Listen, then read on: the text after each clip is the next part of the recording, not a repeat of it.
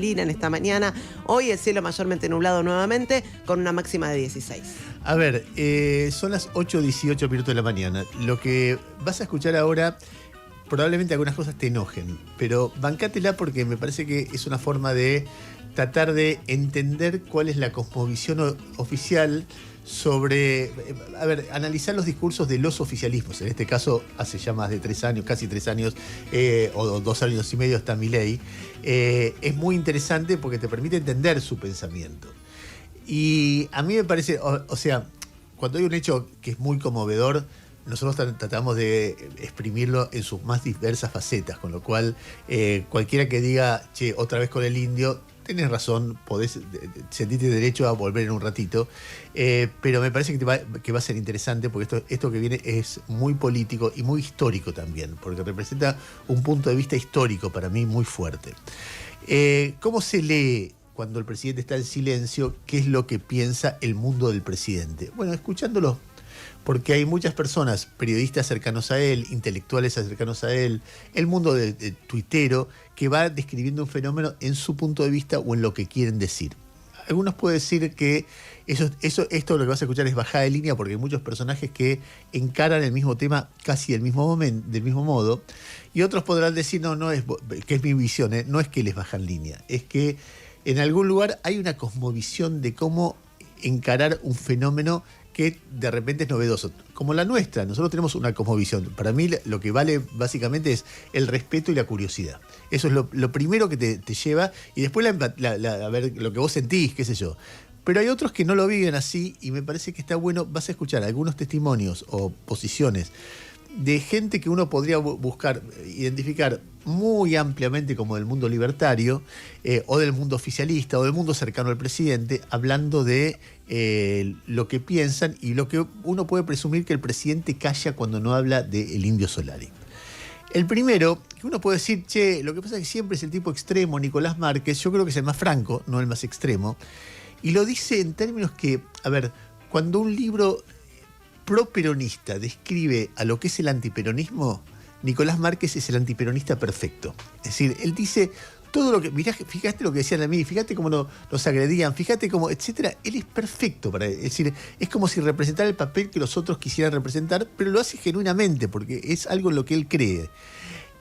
Escucha primero en su sitio de internet hace un video que titula La escoria social despide al Indio Solari, algo así, la escoria social. Y después dice cosas como esta que vas a escuchar ahora en el audio número 39. Escucha. Bueno, hoy fue el velorio del Indio Solari, el cantante icónico de la banda Redonditos de Ricota, idolatrada religiosamente por una chusma zoológica que peregrina compungidamente, colas interminables para ir a despedir a su líder, a su patriarca, al magnate, al multimillonario que les hablaba a los pobres, los reivindicaba y los representaba, mientras él les cobraba la entrada pertinente, se hizo multimillonario, viajaba en avión privado, tenía una mansión y varias mansiones en diferentes lugares del mundo, ahorraba en dólares y se murió ya grande, avanzado en edad, con una enfermedad degenerativa, en una pileta climática, un lujo burgués a los cuales muy pocos tienen acceso. En general no tienen acceso los feligreses que le rinden pleitesía. La veo a Noé moviéndose con ganas de explicar que no hay ninguna prueba de que tenga muchas mansiones del exterior, que se dice pileta climatizada, de varias cosas. Después dice que era un mal músico, dije extensamente, nunca estudió música, no sabe leer un pentagrama, etcétera, etcétera, que es la clara destrucción de una personalidad cuando vos no querés que esa personalidad. Pero hay un momento que habla de sus letras y ya se pone como muy creativo. Escucha. ¿Tenía buena técnica? No. ¿Tenía originalidad? Sí. Pero, digamos, era un tipo aparentemente hábil con las letras. Esto es muy discutible. Máxime cuando alguien escribe las letras totalmente con el cerebro intoxicado de sustancias y del IRA, y después los intérpretes pretenden hacer pasar por profundas letras difícilmente comprensibles. Bueno, ahí está. De lo que yo quiero destacar de eso es, en un rato yo voy a hacer un comentario sobre esto, obviamente que no es neutral, pero no me resulta neutral, pero simplemente quiero decir, cuando él dice una turba zoológica o hace una referencia zoológica, cuando el peronismo cuenta su historia, hablan, nosotros somos el aluvión zoológico. ¿Por qué? Porque el antiperonismo más acérrimo les decía el aluvión zoológico a seres humanos. Cuando él dice la turba zoológica, o no me acuerdo cuál es la palabra, el sustantivo exacto, está repitiendo esa historia. O sea, esto es material para que alguien haga la historia del antiperonismo y lo muestre así. Pero esa historia zoológica, en otros personajes del mundo cercanos al presidente, aparece con el vayan a laburar, son vagos, son marginales, son drogadictos. Toda esa descripción que hace. Por ejemplo, hay un momento que fue muy viralizado de Luis Majul diciendo, che, vayan a laburar, ¿no? Porque mañana hay que... escúchenlo a Majul. Es el audio número 9. Ahí viene. No viene. Está volando por ahí, por el aire. Una breve mención, que yo sé que es políticamente incorrecta. Che, vayan a laburar, muchachos, mañana. O sea, para salir de la malaria hay que ir a laburar mañana, ¿no? ¿Te tomás el día? Qué suerte tenés. La pucha, yo me equivoqué de laburo, ¿eh? Che, muchacho, Machiavelli, nos equivocamos de laburo nosotros, ¿no? Como diría Vicentico, éramos reyes haciendo esclavos, o éramos esclavos haciendo de reyes. Nos equivocamos, Gasulla, de laburo, ¿eh? Vamos a laburar otra cosa. Apropiación indebida de los mitos y las causas nobles. Tal vez sí, ¿eh? Bueno, en cualquier caso, lo escuchás a Nicolás Márquez, lo escuchás a Luis Majul. Esteban Trebuch. Perdón, me faltó una de Márquez, hablando con Trebuch en La Nación, porque nosotros teníamos, por eso fue la confusión con el audio, porque vos tenías a Márquez hablando en su sitio, que por ahí 20.000, 25.000 personas los escuchan, por ahí 40.000, no sé, o 100.000, no importa. Pero también habló en La Nación Más. Y en La Nación Más, hablando con Trebuch, insiste con la misma idea. Es el audio 35, por las dudas escuchar. Yo lo que vi es un lumpenaje embrutecido, manifiestamente embrutecido, tipos que manejaban 20 consignas, gritos desaforados, muchos manifiestamente abombados por sustancias que desconozco su procedencia, toda una descarga orillera, vulgar, con un contenido ideológico, y que fueron en calidad de idiotas útiles a venerar a un multimillonario que viajaba en jet privado, cuando ellos, después de su peregrinación religiosa, vuelven a sus chozas periféricas a padecer el lugar en el cual los sometió el peronismo, después de tantos años de políticas públicas. A ver, choza periférica yo describiría el country donde vive ella bien. Es una choza. Es una choza periférica. Sí. Claramente, el de Jairo es menos choza, pero también es periférica. Periférica. Y así. Descarga orillera no es una descarga orillera, obvio. Claramente. Mi antepasado participó en la revolución de los orilleros, así que me considero ahí. Sí. Y todo lo demás es Balma. O sea, abombado por sustancia, no sé qué, es Balma. Por sustancias de procedencia dudosa. ¿Qué? O sea, ¿de qué habla? Bueno. Entonces ya tenemos una cantidad de adjetivos y lo de choza periférica es genial. Trebuch, ya en su canal de YouTube, y había mucha marginalidad. Escúchalo. Se ha hecho un culto en la Argentina a la marginalidad. Hay un culto a la marginalidad. O sea, marginal igual pueblo, igual peronismo, igual Cristina Libre. Si vos no te expresás con marginalidad, no haces un culto de ello, no aplaudís que cagás en la calle, no decís Cristina Libre, odias al pueblo, odias a la patria, sos un genocida, sionista, de derecha y muerte a Milei. O sea, para ser popular según esta gente tenés que hacer lo que te acabo de contar. Es decir, es el verdadero culto a la marginalidad. Yo no sé si alguien cagó en la calle en esta... Pero es todo, es zoológico, choza periférica, anda a laburar, son marginales, culto a la marginalidad, drogadictos. ¿Qué más les van a decir? Hay otro que se llama Ferdente, que no está al nivel de los que estamos hablando, que son tipos más importantes, pero lo intenta denodadamente. Debe ser Tomás. Porque Fer Tomás me Dente, parece exactamente. que es... Ferdente es un gran artista. Es un sí, gran, por eso. Perdón, Pobre Fer. me confundí. Le mandamos un saludo a Fer. Sí, que sí, además, Tomás Dente, que también, escúchalo. No está bueno hacer apología de las drogas. Digo, porque ayer en un canal colega salió una chica contando que se drogaba y que la droga la hacía bien y que escuchaba las canciones del indio que hablaban de la sustancia blanca. Y tampoco está bien el aguante el porro. El pueblo no es eso. El pueblo argentino no es ni el porro ni la sustancia blanca. El pueblo argentino es el tipo que está ahora, mientras nos ve, organizando su agenda porque mañana tiene que cumplir con sus responsabilidades laborales y que está pensando cómo llega a fin de mes. Estos son un montón de chicos y fanáticos, muchísimos, miles, millones, que están marchando en pos de su fanatismo y su subyugante entrega hacia el Indio Solari, pero no son el pueblo, muchachos. Fanáticos, drogadictos, marginales, no son el pueblo. Yo creo que estamos describiendo lo que es la batalla cultural, de verdad. A mí me parece que algo muy sencillo de que cualquier persona buena entiende. Si muere alguien, por lo menos todo lo que se pueda discutir sobre esa persona, cuánta plata tuvo, si viajaba, si no viajaba. Primero hay que ser precisos en los datos, si no es propaganda barata. Pero por fuera de eso, el momento que alguien muere se respeta, sobre todo si tanta gente lo está duelando. Si se lo respeta, no, es una cuestión como muy elemental de ser buena persona. Creo que la batalla cultural tiene que ver con eso, si sos buena persona o sos mala persona primero. Y segundo, si alguien está dolido por alguien muere, no se lo agrede. Entonces vos decís, en todo caso, le decís, te acompaña en el pensamiento, pensalo físicamente, vas a un velorio, vos no querías a tu tío que se murió y con tu primo, el hijo, tenés una relación complicada.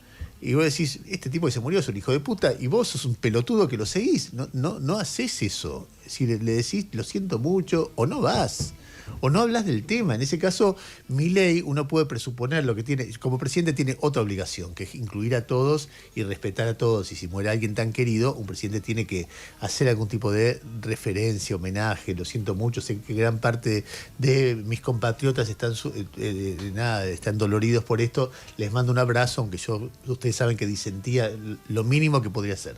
Pero no le sale a él, por lo menos se calla la boca, aunque sea por conveniencia. Todo el mileísmo está diciendo esto. Por eso es importante escuchar a todos, porque vos ves un coro de gente diciendo algo. Es una música, un relato y que realmente es un relato muy forzado, porque ignora lo obvio. Ignora que Scaloni, Messi, todos, pero cantidad de amigos que tengo que no tienen nada que ver. Y además, la idea de marginal, ¿quién está en el centro y está en el margen? ¿Qué es una choza? ¿Por qué vivir en una choza periférica es peor que vivir en un... todo eso que estamos viendo. En la batalla cultural hay gente que vos decís son de distinta mirada y son mucho más respetuosos. Y a mí me encantó lo que hizo Barili, por ejemplo, en Telefe. Pero me encantó lo que hizo. Lo que hizo el primer día, el viernes, el día que murió, y lo que hizo ayer. Las dos veces estuvo...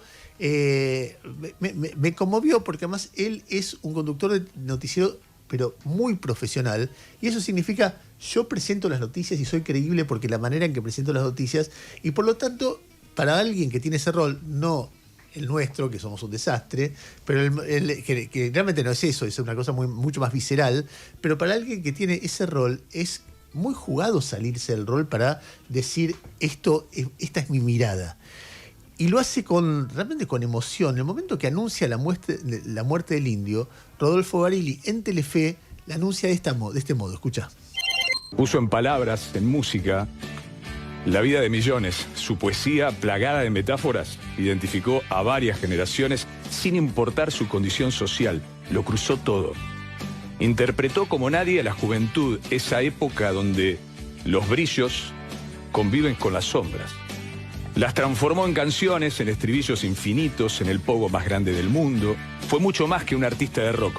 Fue ese monstruo que nació de la contracultura y se masificó como nunca nada antes, porque son pocos los que pueden ser reconocidos sin su apellido, pero él ni siquiera necesitaba ser mencionado por su nombre. Quedan miles de canciones para hacerlo eterno. También vivirá en cada pibe bautizado con su nombre, en cada graffiti, en cada paredón, en cada remera, en cada tatuaje. En este día de tristeza para tantos, tal vez sirva citarlo a la hora de despedirlo. Las despedidas son esos dolores dulces, escribió alguna vez. Sí, también es verdad aquello de ya sufrimos cosas mejores que estas. Buen viaje, indio. Buen viaje y eternas gracias, mister. Está genuinamente conmovido, vos sabés que me conmueve escucharlo. La diferencia en términos de calidad humana entre un acercamiento y el otro. Después Barilli, ayer, hablando de lo que fue el acto de despedida, sutilmente, y eso yo lo recontraelogio, combate la idea de son negros, son mersas, son quebrados, son la idea de choza periférica, todo eso que acabamos de escuchar, explicando cómo fue el acto. Escuchá. Somos un desastre. No nos ponemos de acuerdo nunca. No podemos organizar nada. A ver, ¿cuántas veces escuchamos entre nosotros esas frases? Saliendo de nuestras bocas o entrando por nuestros oídos. Bueno, esta vez se pudo. A ver, no exenta de mezquindades iniciales, la organización del funeral del indio demostró que desde el Estado, desde la sociedad civil, desde una familia comprometida, se puede organizar un evento inédito. Inédito por tamaño, por peso, por volumen, y que su fin en sí mismo supera los medios y los prejuicios previos. Solo 48 horas tuvieron la Municipalidad de Avellaneda, el gobierno de la provincia, la familia, para establecer el marco de una convocatoria inédita de 1 millón de personas, según los cálculos. 300.000, dicen otros, no importa el número. Fue multitudinario, fue inesperado y se resolvió en escaso tiempo. La gente barrió con todos los prejuicios, esos que rodearon el análisis previo con palabras como son un bardo, va a haber incidentes. La gente fue, hizo la cola, tuvo paciencia y bajo la lluvia y el frío esperó su momento para decir adiós. Salió bien. Fue una contracara perfecta de aquel frustrado recuerdo del 2020 donde se despidió a Diego, ¿te acordás? En un caos, en plena pandemia. Esta vez se pudo, aprendimos, mejoramos y unos cuidaron a otros, como él hubiera querido. Fantástico, fantástico. Pero en todo caso uno puede discutir esto, puede discutirlo como cualquier cosa que se puede discutir respetuosamente, sin adjetivos, sin agredir a nadie. Pero claro, tenés que ser equilibrado, tenés que ver que hay algo para contar más allá de tu pasión política o tu alineamiento con unos o con otros. Georgina Barbarosa, en su programa de la mañana, habló del tema de esta forma. Escuchá. Esta larga despedida que le hicieron al indio, que fue conmovedora, realmente, porque yo he visto despedidas, hemos visto, yo no porque era chica, pero cuando se murió Eva, cuando se murió Perón, cuando se murió Alfonsín, cuando se murió sí, lo compararon Sandro, con Maradona, con cuando Néstor se murió Kirchner. Maradona, Mercedes Sosa, pero esta cantidad de gente, ¿no? Y en orden, que era lo que más me preocupaba, total. Y con el respeto y el amor que ha sido esta despedida, sí. Fue realmente de piel de gallina. Sí. Mira, Eduardo Feynman dijo muchas cosas en estos días, ¿no? Por ejemplo, ayer lo escuchaba decir que la cámpora quiere aprovecharse, quiere revivir de eso y todo eso. Bueno, eso es discusión política. Pero cuando describe a la gente que estuvo, dice había pueblo. Y no lo dice críticamente, lo dice así, escuchá. Yo no me podía despegar de las imágenes en la televisión, de la cantidad de gente y los testimonios de la gente que iba a despedir al Indio Solari. Más de 80 cuadras de cola durante todo el tiempo, desde las 10 de la mañana del domingo. Una marea humana, había pueblo, sin ninguna duda había pueblo, presentado por el kirchnerismo como artista y militante, poeta y militante. Se transformó también en un acto político, sin ninguna duda fue un acto político. Bueno, y ahí está un poco como dos miradas, porque hay una mirada que es periodística y otra mirada que es, nada, ensuciemos todo esto. De verdad yo creo que ahí está uno de los elementos, cuando vos los escuchás, de en qué está la cabeza de la batalla cultural. No es solamente respecto de esto. Cuando fue el caso Agostina, Milei no habló, pero cuando vos escuchabas a los que hablaban en nombre de Milei, le culpabilizaban a la madre, que estaba doblando a su hijita, a una hijita presumiblemente violada y descuartizada, y ellos se agarraban con la madre, con la familia, con la nena. Ayer escuchaba a Diego Recalde pidiendo perdón, allá él por lo que dijo, pero de cualquier manera todo eso era el clima. Entonces hay una cosa ahí como que lo ves permanentemente, como una cosa como muy agresiva, que tiene que ver con los discursos homofóbicos en su momento también, la justificación de aquel discurso de Davos. Hay un mundo, Milei, que piensa de determinada manera que todo es una guerra y que vale cualquier cosa en esa guerra, y esa guerra es contra quién, y bueno, por ahí contra toda la gente que iba a duelar al indio. Yami, si querés decir algo, ¿es ahora o calla para siempre?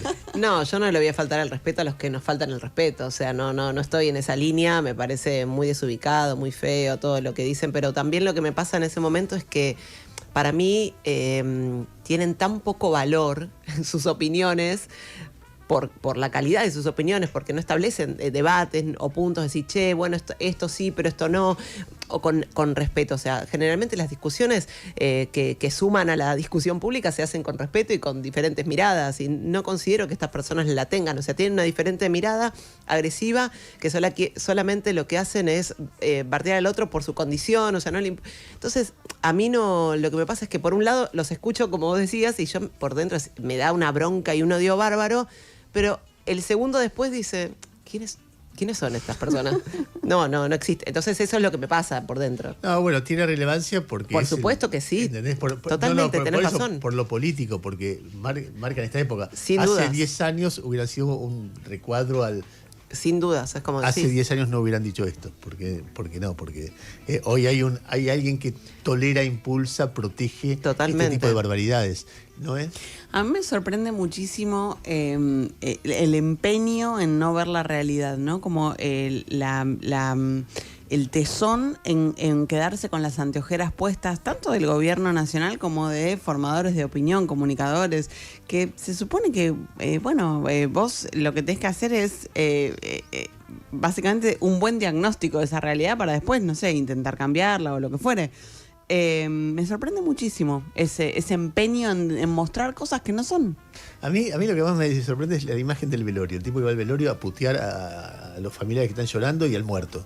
Si no lo entiendo. Yo, no sé, una de las razones por las cuales yo no fui el otro día es porque yo soy conocido y cualquiera sabe que no soy ricotero. Entonces es como la sensación de que un periodista en algún lugar tiene una cosa de mirada desde lejos. Entonces hay algo de el fisgón o el tipo que viene a ver el zoológico o viene a ver algo que mirá qué raro cómo sufren y quiero entender lo que le pasa a ellos. Y es algo como, yo lo sentía como respetuoso. Además, como gran parte de mis compañeros iban, me parecía... Entonces hay algo, viste, que vos entender que el otro está sufriendo algo, sintiendo algo, y tenés que tener como mucho respeto por eso, pero bueno, no sé. Sí, pensaba en esa frase que dijo Majul, como, bueno, no tienen que laburar el día siguiente porque yo estoy trabajando, y pensaba en esta idea de lo que cuando yo necesito pedirme un día para algo vale mucho más que aquellos que necesitan, porque capaz hay personas que dicen, che, mirá, el lunes no voy porque, no sé, me tomo el día, tengo francos, o me tomo un día de vacaciones, o no sé,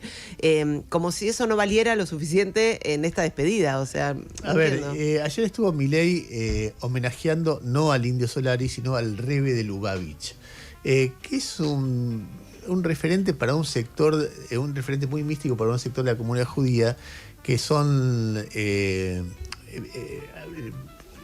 los religiosos, es un grupo que representa a un grupo de los religiosos ultraortodoxos, que son los religiosos son los judíos que ustedes los ven a veces, sobre todo en algunos barrios, en Belgrano, en Once, vestidos muy de negro, con las patillas como que no se ha visto nunca, entonces tienen, creo que se llama peyes eso, en yiddish, y después, bueno, con distintos elementos rituales que son fácilmente reconocibles. Y que en el último tiempo ese grupo de judíos ultraortodoxos está creciendo mucho en el mundo, y empezó a crecer a partir de que este hombre parece que hizo un trabajo de evangélico, entre comillas, muy militante, muy importante.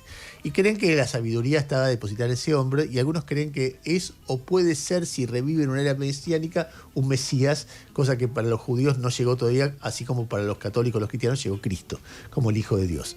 Bueno, una cosa muy religiosa, que yo todo el derecho del mundo a creer, cada cual cree lo que quiere, y en ese contexto, Milei dijo que los 10 mandamientos avalan el capitalismo, no sé, escucha.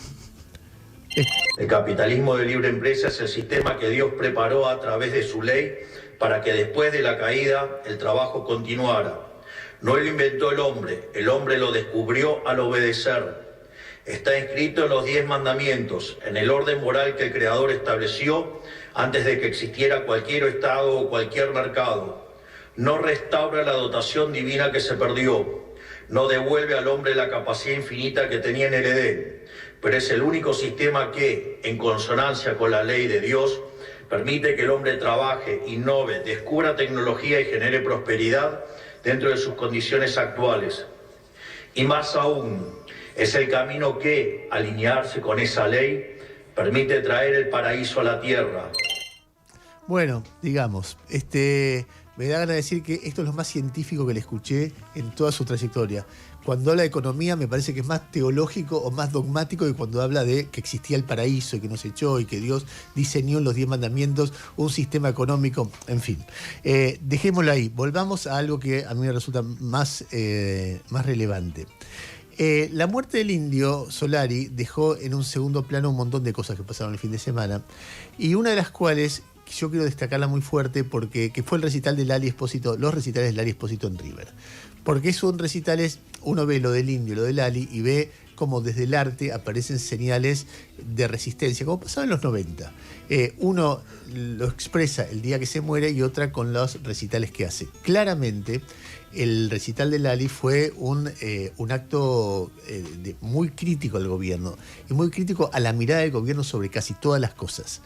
Vamos a destacar en eso un momento de ella, cuando ella dice, me aconsejaban que no siguiera hablando.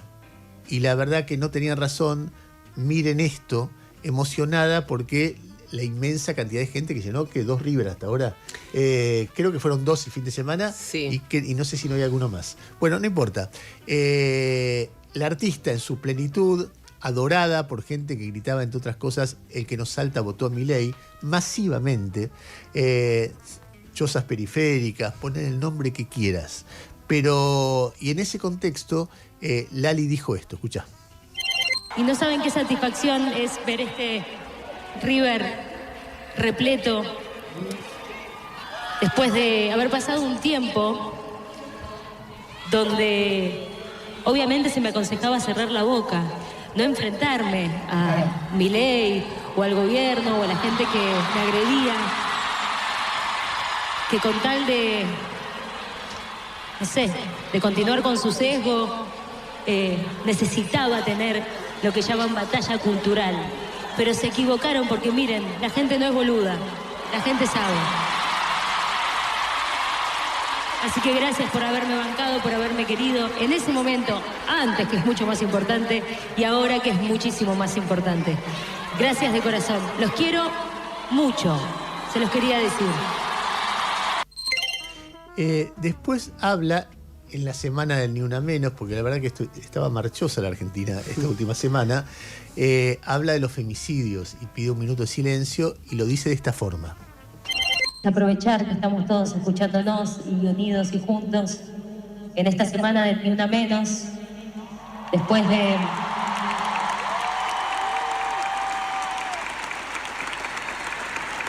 que la violencia machista se lleve la vida de Agostina y de Dulce, por mencionar lamentablemente a estas 2 adolescentes en estos últimos días. Pero quiero pedir un minuto de silencio, siendo tantos, por todas las víctimas de la violencia machista que este gobierno niega, de la violencia patriarcal, y por todas las mujeres que han sido asesinadas, y por todos los niños y niñas que se quedaron sin sus madres, y por las vidas arrebatadas de adolescentes como Agustina y como Dulce. Por eso, si les parece, si me acompañan, quisiera pedir 1 minuto de silencio por todas ellas. Piel de gallina, ¿no? Total. Sí, 2 River hizo este fin de semana, viernes y sábado, y el año pasado hizo 5 Vélez. Es muy convocante. Sábado y domingo. Hay que decir eso, que hay una batalla cultural y la vamos a ganar. La batalla política, tal vez habrá momentos de victoria y derrota, tiene que ver con cosas mucho más complejas, que es cómo gobernar el país y llevarlo a un lugar normal. No tiene que ver ni con los 10 mandamientos, ni con ninguna pelotudez de despreciar a gente, nada. Tiene que ver con cómo hacer. Y ahí hay herramientas que se discuten, ojalá se pudieran discutir en términos normales, que son complejas, que son difíciles, que son un desafío para cualquier gobierno. Y la batalla política no es que gane A o que gane B, o que gane los libertarios o el kirchnerismo, no es eso, es cómo este país va hacia un lugar donde la gente viva un poco mejor. La batalla cultural es otra cosa, y la vamos a ganar, porque somos eso, somos más parecidos a Lali o a Barili que a todos los otros que decían barbaridades hace un ratito. Hay un momento en que Lali muestra su propia incoherencia. Y la incoherencia, ¿sabés a qué me refiero? No. Y la incoherencia, ¿vos sabés a qué me refiero? No, pero me causa gracia ya que lo presentes como queriendo, estás baiteando. No, es que es muy incoherente. Es una persona muy A ver. contradictoria porque dice algo y después no lo cumple. Y queda muy expuesto en el... Te digo en serio, ¿eh? A ver, quiero verlo, no lo creo. Escuchá. Quiero decir que a través de los años, porque esta canción es la primera, y a través de los... Mirá qué lindo este grupo, mirá esta foto. Quiero decir que a través de los años, la verdad vos lo podés decir, Denise, yo no he cambiado de idea, yo soy una tipa que se mantiene firme en sus convicciones y que es raro. No me veo casándome ni en pedo, guarden este tape. No me voy a casar, ni en pedo me caso. Ay, no, un gastadero de dinero, al pedo una noche. Te juro por Dios que no me veo para nada en ese lugar. En ese lugar no me veo cero. ¡Me enamoré, taradas!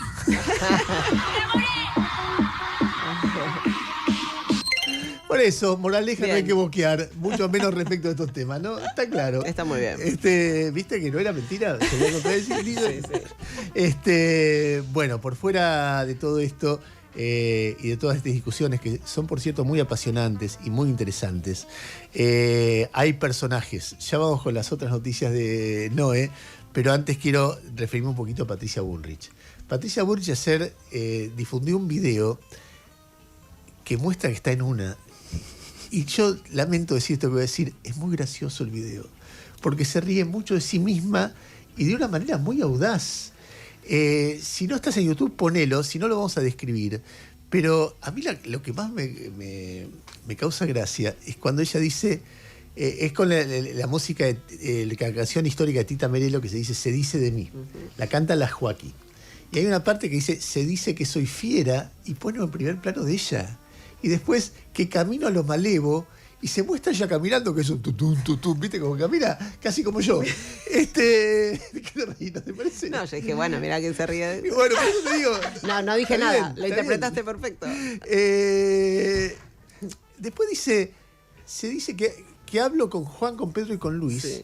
Y se muestra hablando con Capitanich, con Con Juliana Di Tulio y con Mayans. O sea, ahora dice, hay que hablar con todos. Ella que decía, es a todo nada, ahora es la dialoguista. Tenemos la nueva cara de Patricia. Y después en un momento se dice que fui, que vengo y que no sé qué, que voy, que vengo y que fui. O sea, que pasé por todos los partidos políticos. Y termina con primero para lo de ella haciendo un guiño. O sea, ¿qué onda, Patricia? Escúchalo y míralo porque es realmente increíble. Dale. Se dice de mí, Ahí está. Mira cámara. se dice de mí, se dice que soy fiera, que Sí. camino a lo malevo, que Sí, soy sí. checa y que me muevo con un aire compadrón, Soy que checa y parezco muestra la Leguizamo, choquera. mi nariz es puntiaguda, la figura no me ayuda y mi boca es un buzón. Si charlo con Luis, con Pedro, con Juan, hablando de mí, los hombres están criticando si ya la línea perdí, se fijan si voy, si vengo. Si voy, si vengo, eso fui. Se dicen muchas cosas más y el bulto me interesa porque pierden la cabeza ocupándose de mí. Yo soy así. Guiño. Ay, me encanta. Y termina con un guiño. O Aparte sea, me imagino la persona que está atrás de ella, mientras ella hace la actividad parlamentaria y una persona va atrás filmándola todo el tiempo. Y el guiño. A ver, guiñame, Patricia. Guiñame de nuevo. Guiña. Igual hay una trampa, porque cuando lo muestra Mayans es un momento en que se está peleando con Mayans. Sí, sí. Y a Di Tulio y a Capitanich los muestra tipo en una Está bien, pero imagen. hay algo ahí. Obviamente. Está jugando de una manera. Ayer discutía con un amigo que me decía, para mí es para el 2031. Y yo le decía, sí, bueno, pero esto está jugando claramente a instalarse ahora. Es Así muy de, molesto para Milei esto, bueno, obviamente. esto, ¿sabes qué es? Un Termina límite. ella frente a un laberinto en el que en el laberinto se ven tres caminos posibles. Dice jefatura de gobierno, vicepresidencia o presidencia. Ah, eso no lo está. vi, eso se ve Está en el claramente. laberinto, pero no vi los iconos. Paren, por favor. A ver, ponelo de nuevo. ¿Lo puedes Pongan poner de nuevo nuevo? el video y Cami, si estás por ahí. frenen el video en la última imagen. A ver. Bueno, No importa, es divertido. bueno, dale. Del laberinto. ¿Te gusta escuchar a la Joaquín? Me encanta, pero. Se dice de mí, se dice que soy fiera, que camino a lo malevo, que soy chueca y que me muevo con un aire compadrón, que parezco Leguizamo, mi nariz es puntiaguda, la figura no me ayuda y mi boca es un buzón. Si charlo con Luis, con Pedro, con Juan, hablando de mí, los hombres. Ahí está. ¿Ves que dice jefatura Sí. de gobierno, vicepresidencia o presidencia en el laberinto? Como Ahí los está. tres caminos que ella podría... ¿Para dónde encara? A ver, ponle un poquito más. Bueno, a ver. pero cara. No, quiero ver. Termina ahí. Ya ¿Termina está. ahí? Sí. Sí. Ay, Pero en cara, digamos, es eso. Sí, sí, A ver, encarar, acá encarar. viene. Ay, no Ya. se ve. ¿Viste? Está entrando. Critican, ¿No lo había critican, visto? sí, Ah, es una turra, pero no se puede creer lo que es. Bueno, 8:55 minutos de la mañana. Hay otras noticias en el panorama argentino y te las cuenta Noé Barral Ligera. Dale. El gobierno está empujando con mucha fuerza para lograr y está intentando lograr hoy un acuerdo finalmente con las universidades públicas nacionales por el aumento que vienen reclamando los trabajadores docentes y no docentes, que está contemplado en la Ley de Financiamiento Universitario y que el gobierno se venía negando a dar. Está ofreciendo obviamente menos que el acuerdo contemplado en la ley. La ley dice 45,6% de incremento salarial. El gobierno está ofreciendo 21,3% a partir de junio y 3% desde octubre para docentes y no docentes, además de un 20% de suba en las partidas de funcionamiento y 50% para los hospitales universitarios y para las becas Belgrano, que son unas becas específicas, son 36.000 estudiantes que tienen una beca de 81.000 pesos mensuales, que son becas diseñadas para sectores que el Estado considera estratégicos. Las becas más masivas, que son las Progresar, que llegan a 1 millón de estudiantes y que hoy están en 35.000 pesos, que realmente no es nada, ahí el gobierno no está ofreciendo un incremento. El gobierno está empujando mucho, la negociación está en marcha, hubo conversaciones durante todo el fin de semana, ayer también. El gobierno está pidiendo, se bajó de lo que estaba pidiendo al principio, que era que los rectores desactiven la demanda judicial. Bueno, la demanda judicial va a seguir en pie, lo que pasa que igual la Corte está jugando para el gobierno, así que difícilmente se pronuncia en breve, tal vez nos da una sorpresa, ojalá que así sea. Pero sí lo que está pidiendo el gobierno es que no sea un acuerdo paritario, gremio por gremio, sector por sector, sino que si deciden firmar esto, lo firmen todos los gremios docentes, todos los gremios no docentes, los rectores, la FUA, la Federación de Estudiantes. Así que es realmente muy ambicioso el objetivo, pero la negociación está en marcha y hay expectativas de las dos partes de poder anunciar algún tipo de acuerdo en las próximas horas. Veremos si efectivamente sucede. En paralelo, se está moviendo un poco el dólar, aumentó 4% en un mes, ya está cerca de los 1.450 pesos. Las lecturas de los analistas hablan de un gobierno que está dejando que se aprecie un poquito la divisa en un contexto en el el que vuelve a notar el gobierno que por la recesión no está pegando en inflación. De hecho, ayer se conoció la inflación en la ciudad de Buenos Aires, fue de 2,1%. Más baja que la de abril, que había sido 2,5%, y mucho más baja que la de marzo, que había sido 3% en la ciudad de Buenos Aires, 14% en lo que va del año, con sí aumentos muy marcados en salud, educación y alimentos. Atención con esto, 2,8% midió alimentos, también servicios bastante alto, 2,2%, ambos por encima del índice general, pero igual mostrando una desaceleración. Una noticia que me llamó mucho la atención, que obviamente viene a intentar calmar un poco la situación salarial de las Fuerzas Armadas. El gobierno ayer habilitó a que los militares puedan buscar un segundo trabajo para llegar a fin de mes. Loquísimo. El Ministerio de Defensa autorizó al personal militar a desempeñar actividades laborales fuera del horario de servicio. Venían con muchísimo malestar las Fuerzas Armadas, lo hemos contado aquí. ¿Sabes que es un reconocimiento de la crisis que es tremendo? Tremendo. Porque vos decís que soy general, perfecto, pero además manejo Uber. O sea, ¿cómo? Es un reconocimiento de lo poco que se les paga. Total. Y de lo vulnerables que somos, ¿no? Me gustó mucho el título de Mundo Gremial, que es un portal especializado en temas gremiales, que el título era defender a la patria y hacer Uber, claro, ¿no? Es como un combo, bueno, tremendo. Hoy va a haber discusión en la Comisión de Acuerdos en el Senado, porque vuelve el gobierno a la carga, en este caso con 7 pliegos de jueces para el fuero laboral. Ahí resaltan 2 pliegos. Por un lado, el de Víctor Pesino, que es el juez que levantó la cautelar que había en contra de la reforma laboral, es decir, le dio luz verde total a la reforma laboral que impulsó el gobierno nacional, y al día siguiente el gobierno mandó su pliego para extenderle 5 años más el mandato, porque cumple 75 años. Y el otro pliego que está llamando la atención es el de Marina Edith Pisaco, porque es la esposa de Adrián Ventura, el periodista de TN. Mira. Así que después del lío que hubo con la cuñada de Hugo Alconadamón, también llama la atención qué hará el gobierno con el pliego de la esposa de Adrián Ventura. Y una detección, algo que detectó en las últimas horas el portal Letra P, y que viene un poco también a completar o a combinar con un panorama de deterioro de las estadísticas oficiales. Hemos hablado incansablemente de lo que está pasando con la no actualización de la canasta del INDEC, con la EPH. Bueno, ahora resulta que el gobierno frenó la publicación de informes de la Oficina de Presupuesto del Congreso, que suele hacer informes sobre todo vinculados con proyectos de ley o con leyes en vigencia y su impacto presupuestario. Fue a partir de la Oficina de Presupuesto del Congreso que supimos que el impacto presupuestario de la Ley de Emergencia en Discapacidad o de la Ley de Financiamiento Universitario básicamente era muy similar a el impacto presupuestario de la rebaja en bienes personales que decidió el gobierno. Y ahora lo que hacen es frenar la posibilidad de que la Oficina de Presupuesto del Congreso publique informes.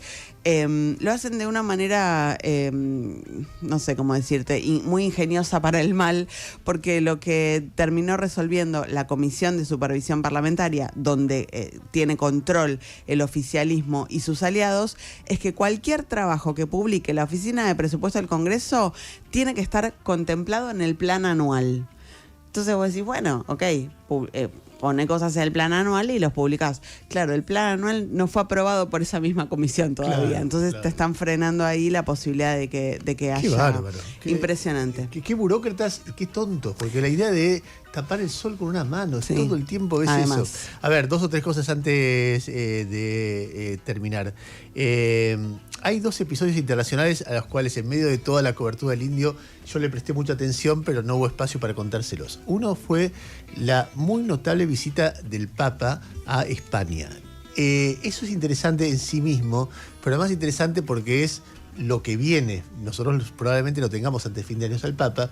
Y el Papa hay una parte que a mí me gusta mucho y otra parte con la que disiento, pero me parece que más allá de lo que me pase a mí es describir el personaje. Por un lado, nunca es específico en las menciones que hace, pero claramente para el debate político español es muy disruptivo para la derecha, que está aún en una ofensiva muy fuerte, aunque todavía no tiene candidato.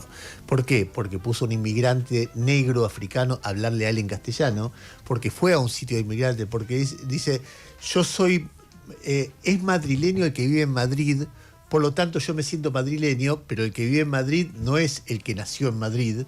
Hizo referencia sobre el tema migración y justicia social por todos lados. Y entonces vos tenés ahí un mensaje que en términos políticos es muy desafiante a la mirada del libre mercado y sobre todo a la mirada de persecución de los inmigrantes. Muy categórico, indiscutible. 1.200.000 personas había en Madrid. Era impresionante ver el papamóvil avanzando en medio de esa multitud interminable. Después hay una parte de fervor religioso que tiene, obviamente es el Papa, pero hizo una declaración muy fuerte en contra del aborto, muy fuerte en contra del aborto y muy fuerte en contra de la eutanasia.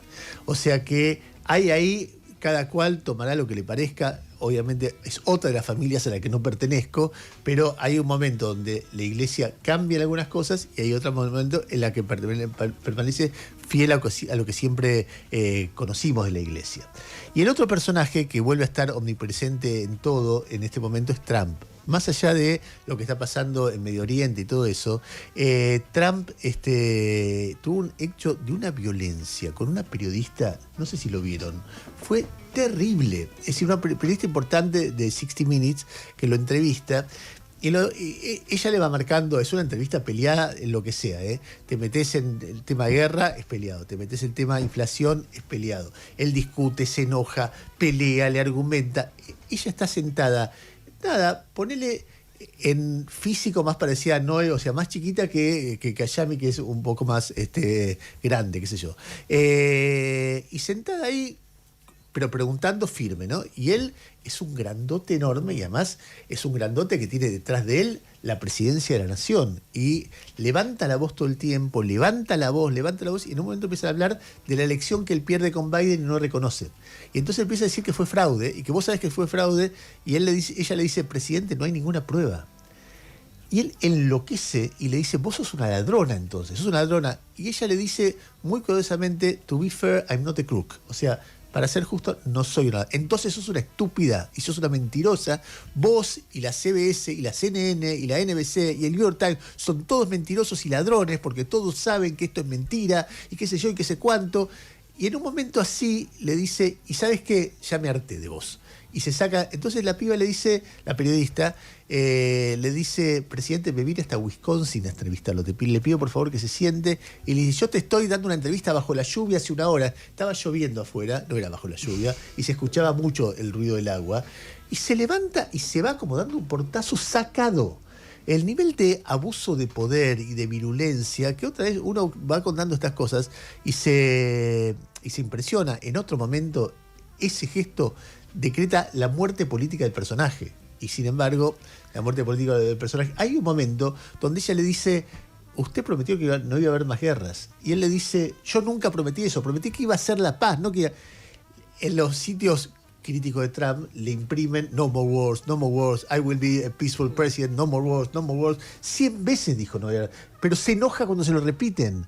Quería decir, no, ayer estuvo en un juego de la NBA, en el tercer juego de la final, y lo abuchearon, y él después dijo, me ovacionaron. Claro. No, bueno.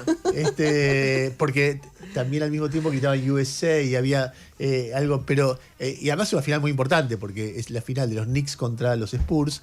Los Knicks es el equipo de Nueva York que hace muchos años que no ganan la NBA y están ganando 2-0 de 7 partidos, o sea, les falta ganar 2, no sé, anoche creo que jugaban, bueno, en ese partido no sé cómo salieron, pero bueno, en cualquier caso, quiero cerrar con una última referencia a lo que contábamos de Lali Espósito hace un rato, porque me quedé con algo para decir, uno siempre se queda con cosas así, porque habla poco, viste, le dan poco tiempo para hablar, pero no, lo que quiero decir es que el periplo de ella oponiéndose a Milei en el momento de Milei más fuerte, gente que le aconsejan deja de hablar porque no te perjudica, ella banca la decisión de hablar a su modo, con una canción, después con un discurso en Vélez, etcétera, y sostiene su posición y termina con el éxito de River.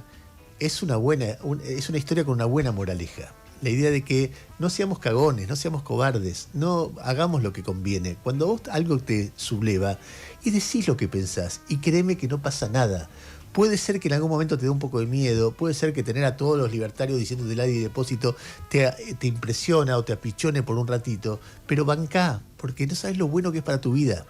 Me pongo mojiquero, pero de verdad que es así, de verdad que es así. Las veces que yo procedí en mi vida por miedo, me arrepentí. Y las veces que procedí con audacia, más allá de que ganara o perdiera, siempre me dio algo. Aprendés algo de plantarte, te juro que es así. Yo no sé cómo explicarlo, porque no es, la naturaleza humana muchas veces es prudente y eso no quiere decir ser suicida, pero defender la convicción de uno, defenderla con respeto. Yo, garpa, aunque no termine llenando River. En este caso, además, llenó River. Lo hubiera llenado. No es que llena River porque tiene esa posición política, es que llena River porque conecta con, no sé, cientos de miles de personas o millones de personas. Pero esa parábola de yo me planto y tengo enfrente, ¿cómo hago por ahí? Nada. Hay que ser fiel a uno mismo, es una buena manera de vivir la vida. Bien mujiquero terminé ya. 9:09 de la mañana. No sé si está Gustavo por ahí. Si está Gustavo, dígale que venga. Mientras, si tenemos algún audio de alguien que me explique la poesía del indio, ¿no tenemos audios de oyentes por ahí? Ah, no, entonces le pedimos Nadie mandó. Debe haber, lo que pasa es que no debe estar cargado todavía. Seguro que sí, seguro que sí. Bueno, 9:09 de la mañana, Yami, contanos la temperatura primero. Bueno, tenemos 10 grados de temperatura, 97% la humedad, el cielo está cubierto con neblina a esta hora y una máxima de 16 grados. Muy bien, entonces, Yami, ¿me contás alguno de tus letras preferidas de no importa, ahí está mirando Gustavo. Ahí bueno, está. Señoras y señores, a las 9:10 de la mañana, mientras el galán de América está entrando. Sí, estábamos discutiendo sobre la limpieza de las playas de Berisso. Sos un hijo de puta. ¿Por qué? Porque yo estaba estirando para que vos vengas. Ay, me hubieses avisado. Estoy ahí hace 20 minutos hablando de las playas de Berisso, de Ensenada. Las estábamos comparando con las de Punta Cana. ¿Vos? Ah, mirá qué bien. Las estábamos comparando con la de Punta Cana y hemos dicho que si no fuera porque el agua está contaminada, hubiésemos ganado nosotros. Pero bueno. No, perdóname. No sé si Punta Cana. El resto del Caribe está imposible este momento por ahí está, entonces volvimos a ganar. No hay que ir ahí. Ganamos con Berisso y ganamos con Ensenada. No, pero cambié el pasaje porque no es. Y me enteré por intermedio de otra hermosa persona que Lito Cruz tenía un boliche para ir a comer ahí. ¿En dónde? En Berisso. Ah, en Berisso. No, como en Punta Cana, sí, Lito Cruz tiene un boliche en Punta Cana. ¿Pero vos fuiste a la playa de Berisso alguna vez? Sí. ¿En serio? Pero no se puede entrar ahora. No, y claro que no. Está contaminado. Pero no importa, porque algún día. Es todo fake. Claro, no, ya falleció. ¿Vos tenés algún. Porque si no la pondría en medio ambiente, porque en 1000 días me limpiaría también esa parte. ¿Alguna estrofa o alguna línea de que haya escrito el Indio Solari que decías, esto es poesía? ¿Esta línea muestra que era un buen poeta? No sé si poesía. ¿Tenés líneas que te acompañaron durante un montón de tiempo de tu vida? ¿Qué sé yo? Por ejemplo, ¿cuál? Y para mí toda la etapa, ya lo conté. Está bien, pero una específica. Y, por ejemplo, Vencedores Vencidos, me voy corriendo a ver que escribe en mi pared, la tribu de mi calle, es claramente lo que uno sentía cuando estaba en esa adolescencia media tortuosa, que parecía que el mundo se te venía abajo, estamos hablando de finales de los 80, y vos te refugiabas en tu gente. Me voy y a mí corriendo me parece, a ver que escribe en la pared la tribu de mi gente. De mi calle. De mi calle. Que es como decir, voy al bar de la esquina ahora. Digo, es como decir, me voy a refugiar en mi grupo. O por lo menos esa es la interpretación que yo le daba. Porque yo ayer una cosa que me gustó mucho hacer, después que lamenté mucho que vos no pudieras quedarte, porque vinieron Lito y Sergio Marchi a contar canciones. Pero no a contar canciones desde la letra, o desde la mística, o desde la política, sino dónde entra el bajo, por qué entra la guitarra ahí, por qué entra la batería, por qué entra el saxo, y qué hacía que ellos fueran tan...